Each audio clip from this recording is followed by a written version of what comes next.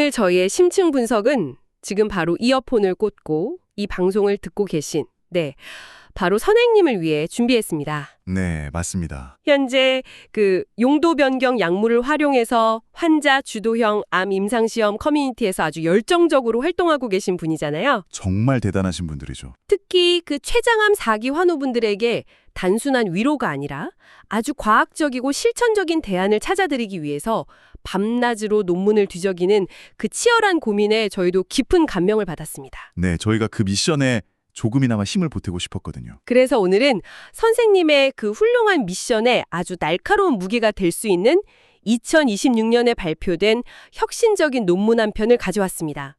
바로 췌장축 표적화, 췌장암 면역 치료의 미생물 조전이라는 연구 자료입니다. 이 논문은 사실 종양학의 패러다임을 완전히 바꿀 만한 엄청난 내용을 담고 있습니다.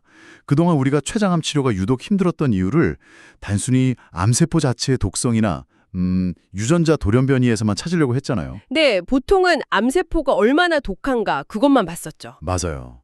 그런데 이 연구는 시야를 완전히 돌려서 우리 몸의 생태계, 즉 미생물 환경이라는 새로운 전장을 보여주고 있습니다. 새로운 전장이라 표현이 아주 확 와닿네요. 오늘 저희가 파헤쳐볼 핵심 미션은 아주 명확합니다. 장내 미생물이 도대체 어떻게 췌장암의 성장에 직접적인 영향을 미치는지 그 복잡한 메커니즘을 파악하고요. 네. 무엇보다 지금 당장 커뮤니티 환우분들이 일상생활과 치료 과정에 바로 적용할 수 있는 매우 구체적인 실천 계획들을 뽑아내는 겁니다. 좋습니다. 자, 이 내용을 하나씩 풀어보죠.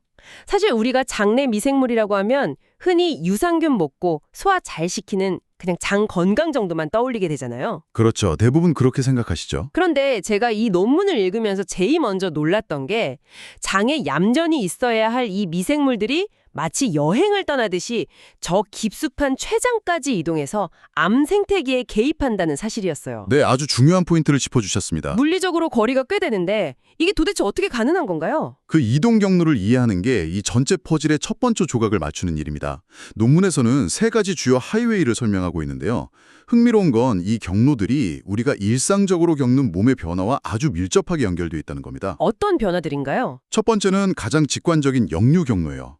우리 문의 소화기 구조를 보면 12지장 유두라는 작은 통로를 통해서 췌관이 연결되어 있거든요. 아, 관이 이어져 있군요. 네. 그런데 장내 세균들이 이 관을 타고 마치 연어가 강을 거슬러 올라가듯이 췌장으로 역류하는 현상이 동물 실험을 통해 실시간으로 확인이 됐습니다. 형광물질을 입힌 대장균을 쥐에게 먹였더니 바로 반응이 왔나요? 네, 불과 30분 만에 췌장에서 그 빛이 감지된 거죠. 와, 30분 만에요? 네, 생각보다 이동 속도가 엄청나게 빠르네요. 장난 아니죠? 그리고 제가 논문을 보면서 두 번째 경로가 제일 눈에 띄었는데요. 이게 바로 장누수 증후군과 관련된 거였어요. 네, 환자분들이 많이 겪으시는 문제죠. 보통 항암 치료를 세게 받거나 스트레스, 흡연 같은 요인들이 겹치면 장을 감싸고 있는 튼튼한 점막, 그러니까 일종의 방어벽이 헐거워지잖아요. 방어선이 무너지는 겁니다. 그럼 그 틈으로 장 안에 있던 세균들이 줄줄 새어나가서 혈관으로 침투하고 결국 피를 타고 온몸을 돌다가 췌장에 떡하니 자리 잡게 된다는 거죠. 정확히 짚으셨어요. 장벽이 무너지면 혈류라는 고속도로가 뚫리는 셈이니까요. 게다가 화학요법의 부작용과도 연결되니 환자 입장에서는 정말 치명적이죠. 진짜 무섭네요. 그럼 세 번째 경로는 뭔가요? 세 번째는 마치 첩보 영화의 한 장면 같습니다. 바로 면역세포를 택시처럼 이용하는 경로인데요. 택시요? 면역세포를요? 네, 우리 몸을 지키는 대식세포라는 면역세포가 장에서 유해한 세균을 꿀꺽 집어삼킵니다. 원래대로라면 거기서 세균을 완전히 분해해서 죽여야 하는데 이 독한 세균들이 대식세포 뱃속에서 죽지 않고 살아남아요. 아, 뱃속에서 버틴다는 거군요. 네, 그러고는 림프절을 거쳐 이동하는 대식세포를 일종의 트로이 목마처럼 타고 유유히 췌장까지 무임승차를 하는 겁니다. 와, 경찰한테 체포됐는데 오히려 그 경찰차를 탈취해서 목적지까지 편하게 가는 꼴이네요. 정말 기가 막힙니다. 비유가 아주 찰떡이네요. 바로 그겁니다. 그런데 전문가님, 여기서 장내 미생물뿐만 아니라 입안의 세균 이야기도 꽤 비중 있게 다뤄지더라고요. 저는 솔직히 구강세균이 췌장암까지 간다는 게 너무 충격적이었어요. 여기서 주목할 만한 점은 구강, 장, 췌장축이라는 거대한 연결고리가 존재한다는 사실이에요. 구강 내에 잇몸 질환을 일으키는 아주 흔한 세균 중에 포르피로모나스 진지발리스라는 녀석이 있습니다. 이름도 어렵네요. 진지발리스요. 네. 침을 삼킬 때 이 세균이 위산을 뚫고 장으로 내려가고요. 결국 아까 말씀드린 그 세 가지 경로를 통해서 췌장까지 도달하게 됩니다. 입에서 췌장까지 끈질기게 가는군요. 포들을 마구 불러들여서 췌장암이 자라기 딱 좋은 염증성 환경을 조성해 버립니다. 그럼 이 미생물들이 췌장에 무사히 도착해서 도대체 무슨 짓을 하는 건가요? 논문을 보니까 췌장암 주변의 환경, 이른바 종양 미생물 환경이라는 걸 아주 견고한 요새로 만들더라고요. 맞습니다. TM이라고 부르는 아주 복잡한 생태계죠. 저는 이걸 보면서 우리 몸의 미생물들이 암세포를 지키는 악덕 보디가드 역할을 하고 있다는 느낌을 받았어요. 암세포가 두꺼운 콘크리트 벙커 안에 숨어 있고 미생물들이 그 앞을 철통같이 지키고 있는 거죠. 벙커 비유가 현재 췌장암의 현실을 아주 완벽하게 설명해 줍니다. 췌장암이 악명 높은 이유가 바로 그 두꺼운 섬유질 요새 때문이거든요. 수술도 어렵고 약도 안 듣는 이유죠. 네. 그런데 췌장에 침투한 미생물들이 이 벙커의 외벽을 더 두껍게 바르고 공격해오는 아군 면역세포들을 속이는 교란 작전까지 펼칩니다. 교란 작전이요? 어떻게 속이는데요? 예를 들어서 푸조박테리움 뉴클레아툼 같은 세균이나 말라세지아라는 곰팡이균이 조직 내부에서 엄청나게 번식하는 게 발견됐어요. 이 녀석들은 특정한 신호물질을 뿜어내서 원래 암을 공격해야 할 대식세포를 암의 성장을 돕는 M2 타입으로 완전히 세뇌시켜버립니다. 아군을 적군으로 전향시키는 거네요. 진짜 악랄하네요. 동시에 암세포를 직접 타격하는 특수부대인 T세포가 벙커 근처에 얼씬도 못하게 접근로를 아예 차단해버리고요. 여기서 정말 흥미로운 점은 이 미생물 군단이 모든 환자에게 똑같이 나쁜 쪽으로만 작용하는 건 아니라는 사실입니다. 맞아요. 바로 그 지점이 우리가 주목해야 할 희망이죠. 이게 우리가 이 논문에서 건져내야 할 핵심 포인트잖아요.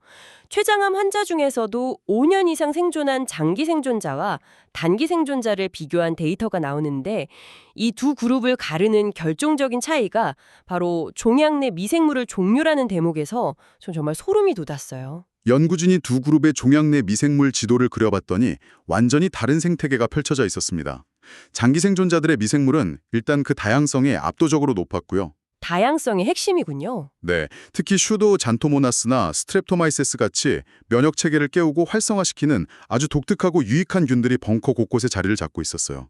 이 생태계의 차이가 환자의 운명을 바꿀 수도 있다는 엄청난 단서가 된 겁니다. 그래서 이 가설을 증명하려고 연구진이 진행한 쥐실험, 이른바 대변 미생물 이식 실험이 정말 영화 같았습니다.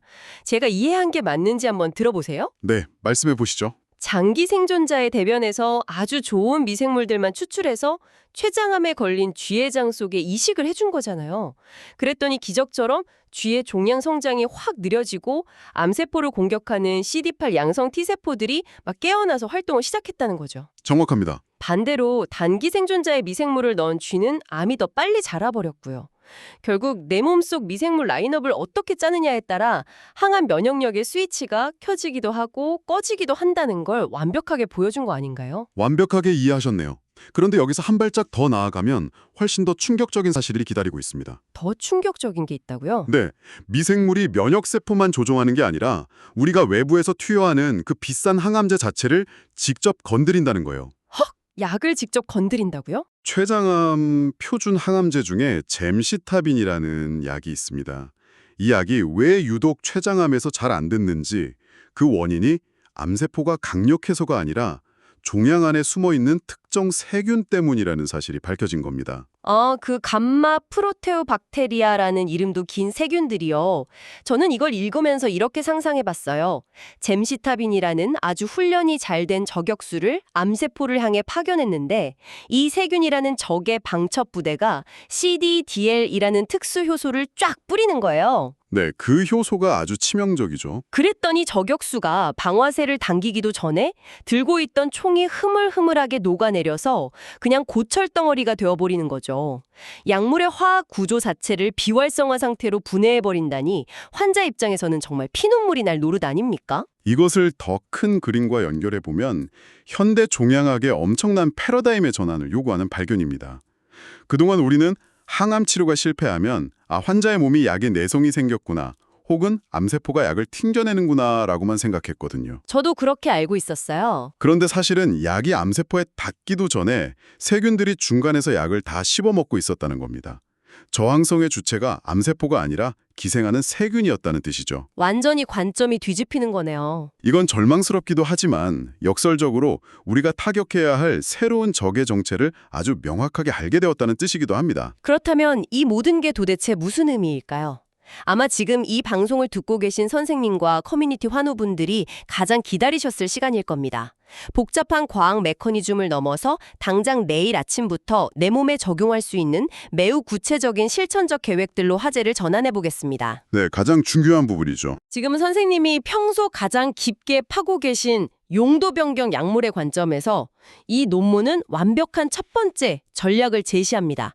바로 그 얄미운 항암제 도둑, 감마 프로테오 박테리아를 때려잡는 방법이죠. 타깃이 세균이라면 무기 역시 항암제가 아니라 항생제가 되어야 한다는 아주 논리적인 결론에 도달하게 됩니다. 항생제요? 어떤 항생제인가요? 논문에서는 젬시타빈을 분해하는 이 특정 세균들을 정밀 타격하기 위해 시프로플록사신 같은 표적 항생제를 투여하는 전략을 비중 있게 다룹니다. 시프로플록사신. 네, 동물 실험은 물론이고 일부 초기 임상 데이터에서도 젬시타빈을 투여하기 전으로 이 항생제를 함께 썼더니 종양 내 세균들이 싹 죽으면서 젬시타빈 본연의 항암 효능이 극적으로 회복되는 걸 확인했어요. 와, 암을 고치기 위해 항생제를 용도 변경해서 쓴다는 이 아이디어는 정말 환자 주도형 임상 커뮤니티에서 주치의와 심도 있게 논의해 볼 수 있는 훌륭한 무기가 되겠네요.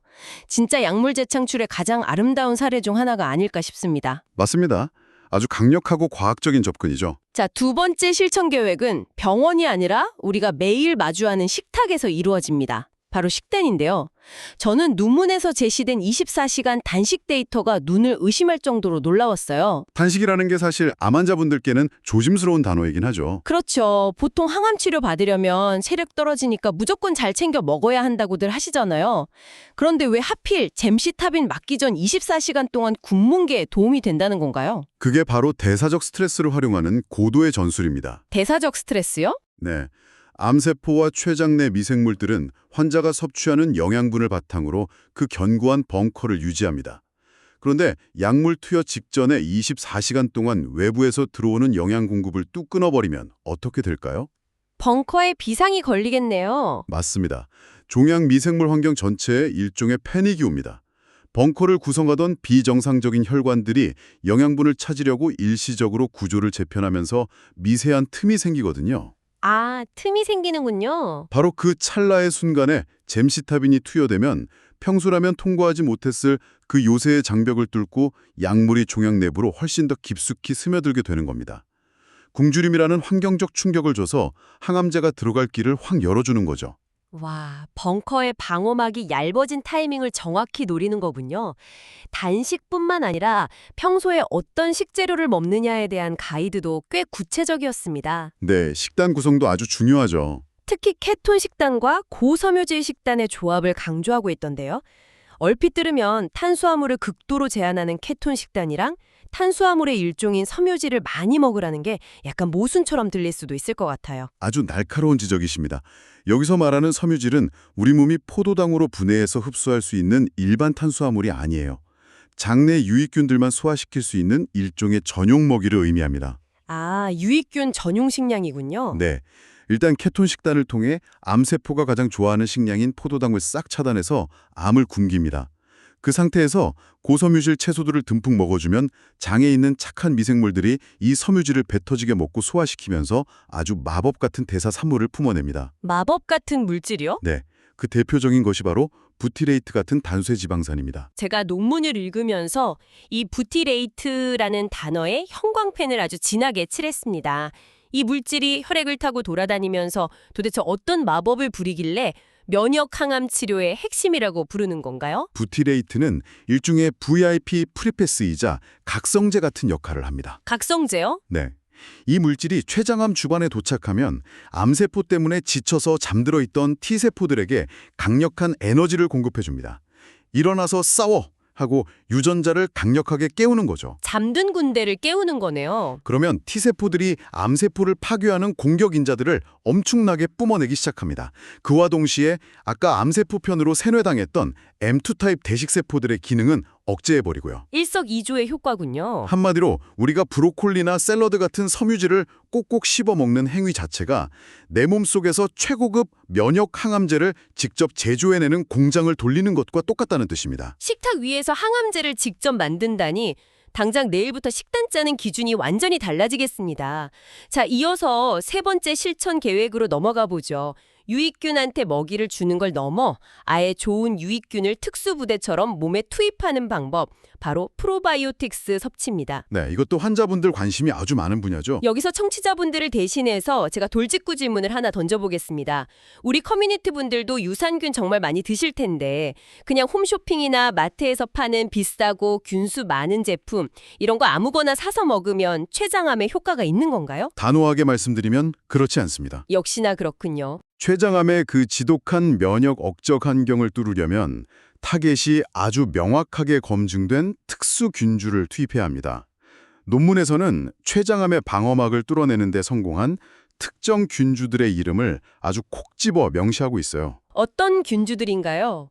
대표적인 것이 락토바실러스 류테리, 비피도박테리움, 그리고 락토바실러스 카제이입니다. 이름이 꽤 길고 어렵긴 한데 류테리, 비피도박테리움, 카제이 이 녀석들이 도대체 췌장암 환경에서 무슨 활약을 하길래 논문에서 콕 집어 추천하는 건가요? 우리 몸에는 피세포 말고도 암세포를 직접 암살하는 특수 요원인 자연살해세포, 즉 NK세포라는 게 있습니다. 아, NK세포는 워낙 유명하죠. 그런데 췌장암 벙커 근처에 가면 이 강력한 NK세포들이 마치 독가스를 마신 것처럼 힘을 잃고 뻗어버려요. 벙커의 독성 때문이군요. 맞습니다. 이때 우리가 류테리나 카제이 같은 균주를 섭취해서 장에 잘 정착시키면 이 유산균들이 혈류를 통해 특정한 구조 신호를 보냅니다. 오, 지원 요청을 보내는 거네요. 네, 이 신호를 받은 NK세포들이 다시 해독제를 먹은 것처럼 독성을 회복하고 종양 부위로 맹렬하게 침투해 들어가는 거죠. 대단하네요. 더 나아가서 이 유산균들이 만들어내는 미세한 산물들이 암세포 내부에 엄청난 스트레스를 유발해서 암세포가 견디다 못해 스스로 자살 버튼을 누르도록 유도한다는 사실도 밝혀졌습니다. 스스로 자살하게 만든다고요?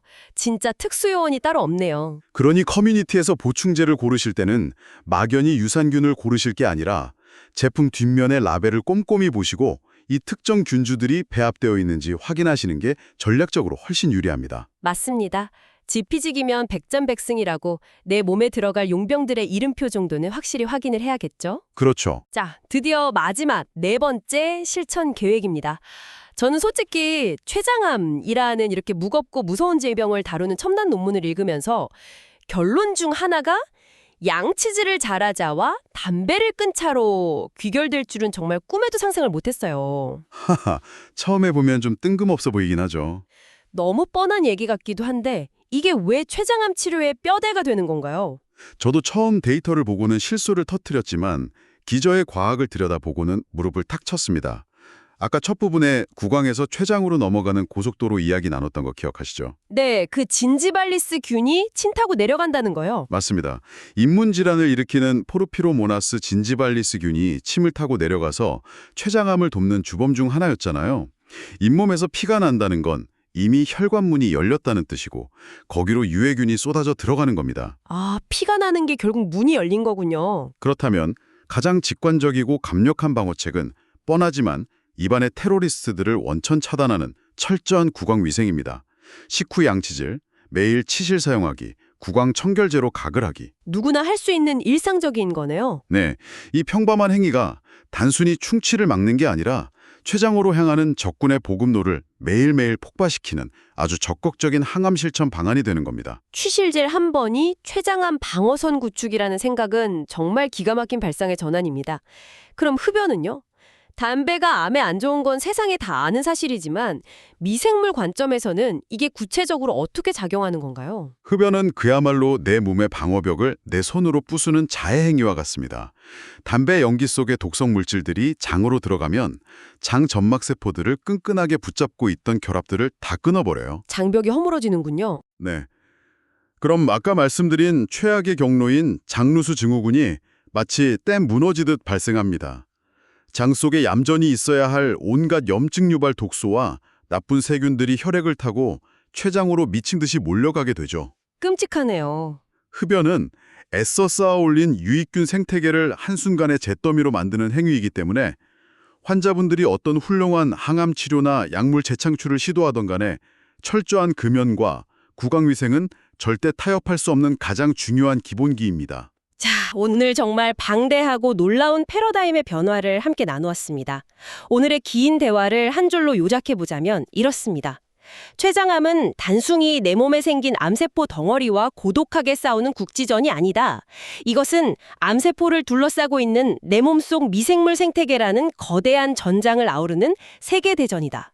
네, 아주 정확하고 명쾌한 요약입니다. 하지만 캄캄해 보였던 그 전장 속에서 우리는 분명한 타격점과 희망을 찾아냈어요. 젬시타빈 투여 전 24시간 단식으로 적의 방어망을 교란하고 케톤과 고섬유질 식단으로 내 몸속에 면역 항암제 공장을 세우고요. 그렇죠. 또 류테리나 비피도박테리움 같은 정의 유산균을 투입하며 매일 철저한 치실질로 적의 보급로를 끊는 것.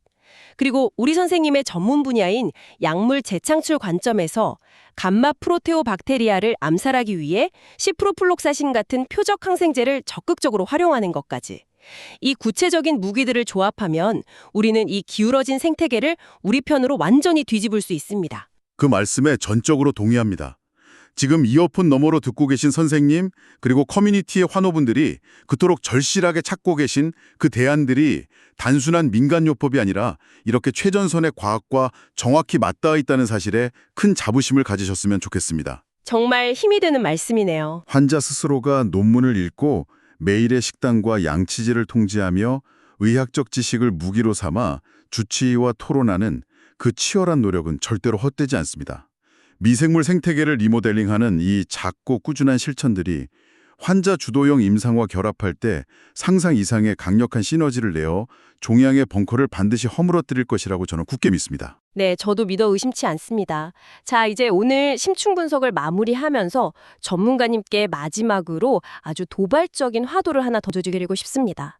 오늘 나눈 당장의 실천 계획들보다 반보 정도 앞서 나간, 하지만 이미 실험실에서는 벌어지고 있는 아주 흥미로운 미래에 대한 이야기죠. 그 부분은 아주 중요한 질문을 우리에게 던집니다. 논문의 맨 마지막을 장식하는 내용인데요. 어떤 내용이죠?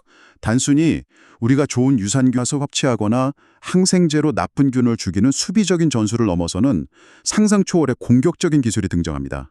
바로 유전자 조작 미생물입니다. 유전자 조작 미생물이요? 과학자들이 지금 대장균이나 클로스트리디움 부트리쿰이라는 균의 포자를 유전자 가위로 아주 정교하게 조작하고 있어요. 목적이 뭘까요? 글쎄요. 아까 미생물이 암세포 보디가드 역할을 한다고 하셨잖아요. 맞습니다. 바로 그 습성을 역이용해서 아예 이 미생물들을 트로이 목마로 개조하는 겁니다.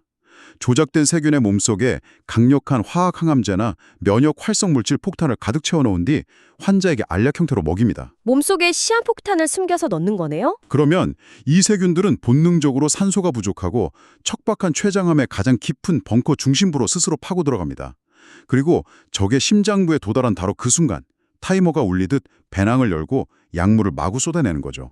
암세포를 찰떡같이 지키던 그 끈질긴 미생물의 습성을 역으로 이용해서 아예 우리 편의 가장 치명적인 자폭 특수부대 요원으로 적진 한가운데 투입해버린다는 거잖아요. 과학의 발전이 정말 놀랍죠. 청취자 여러분, 한번 상상해 보세요.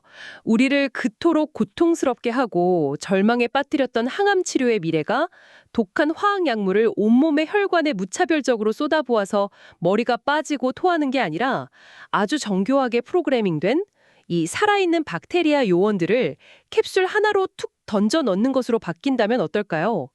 어제까지 암세포의 든든한 보디가드였던 미생물이 내일은 암세포를 내부에서부터 철저하게 폭파시키는 가장 무서운 암살자로 변신할 수 있습니다. 정말 기대되는 미래입니다. 오늘 저희가 준비한 이 심층 분석이 선생님과 환호 커뮤니티가 앞으로 나아가는 길에 아주 작게나마 단단한 디딤돌이자 예리한 무기가 되었기를 진심으로 바랍니다.